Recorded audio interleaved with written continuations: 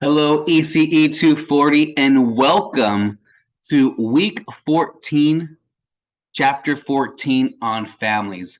We are now close to the end of our semester, and as we finish and complete our semester, the focus is going to be on the social context of development, right?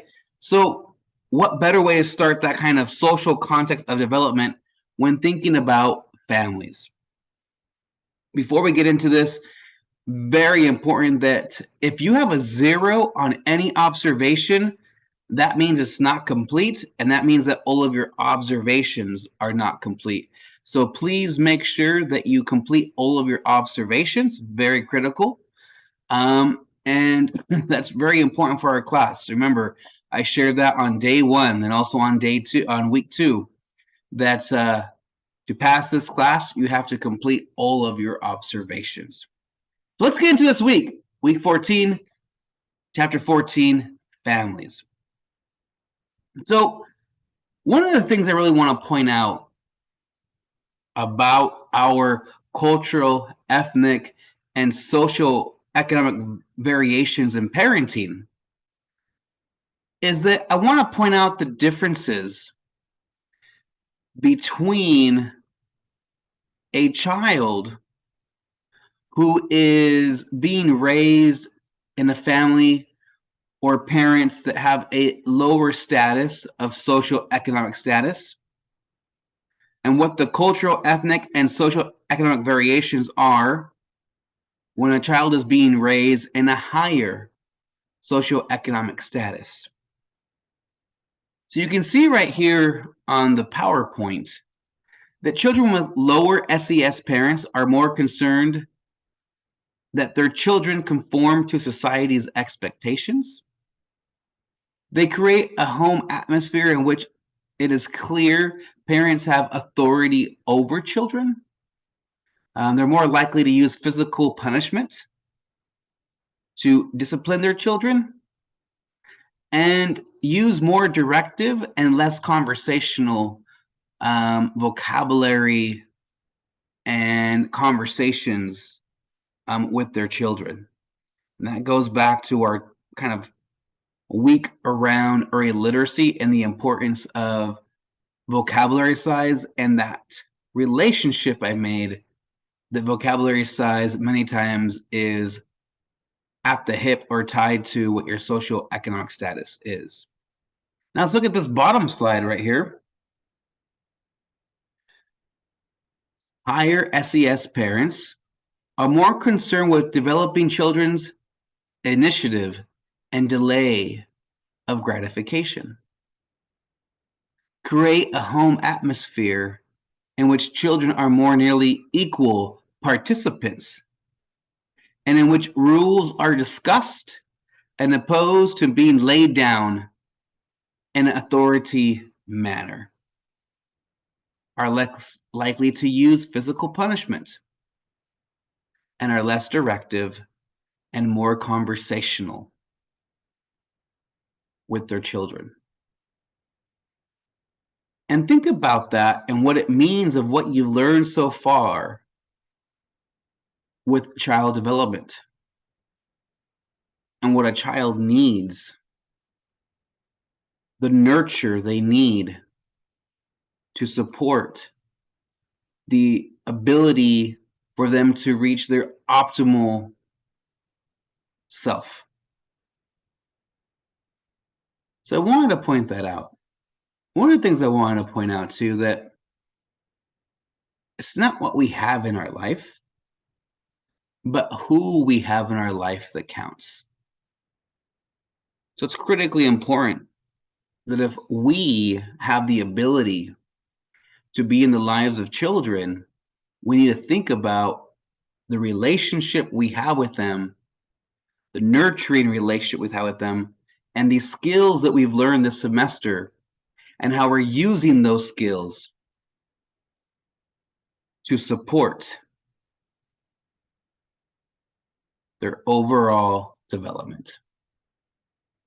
One of the fun things that I have for you, I'm going to move away from our slide really quick. And I'm going to give you our module.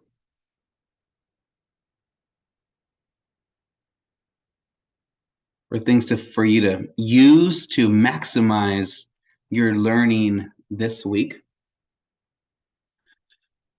We found this right here. Here's our class lecture.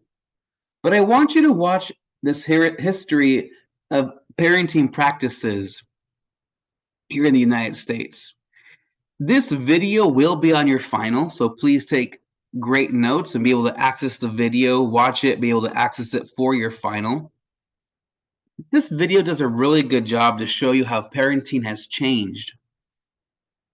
Parenting styles have changed over the years in our country. And so please pay close attention to this video. This is a critical video to watch. It does a great job of really giving you a different learning modality than just reading our book and supporting your learning this week. I want you to watch this video on building adult capabilities to improve child outcomes.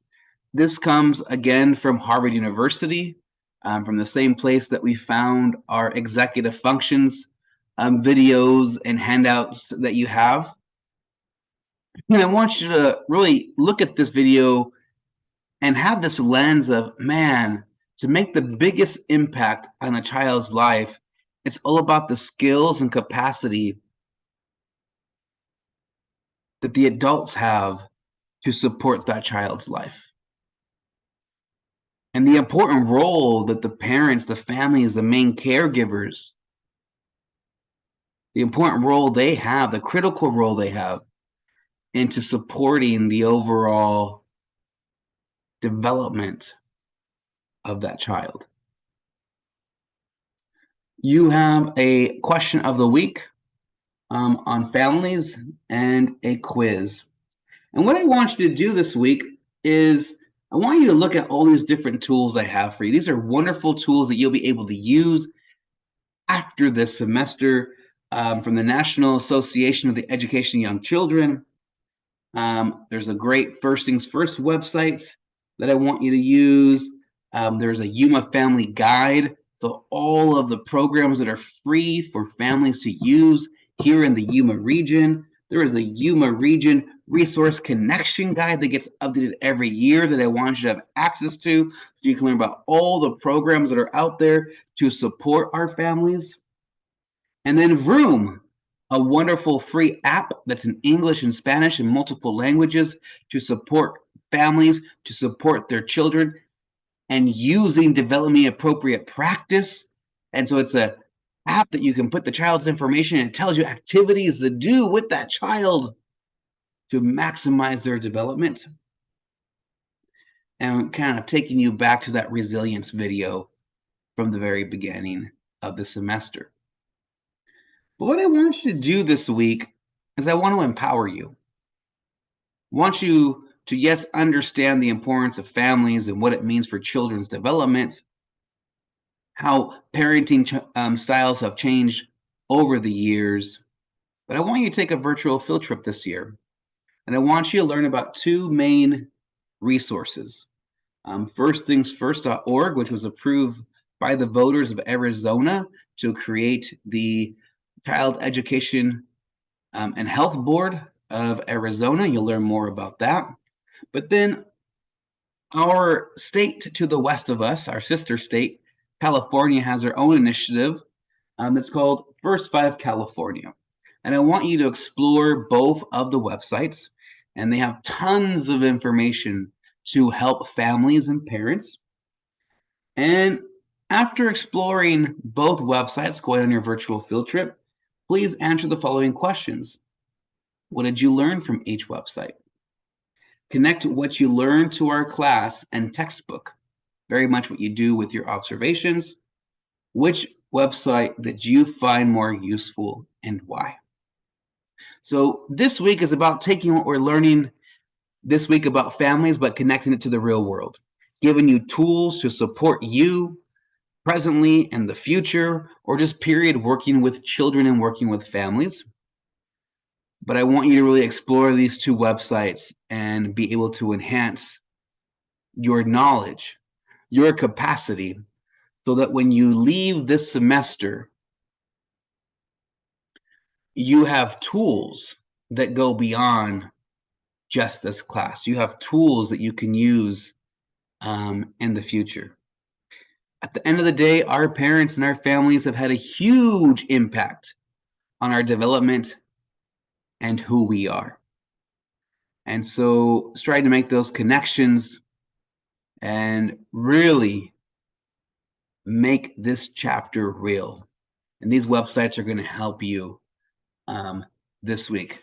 After this week, we got 2 more classes and then our final. So let's finish strong. Let's stay positive, and let's allow ourselves to have the time to finish strong. I wish all of you a wonderful week.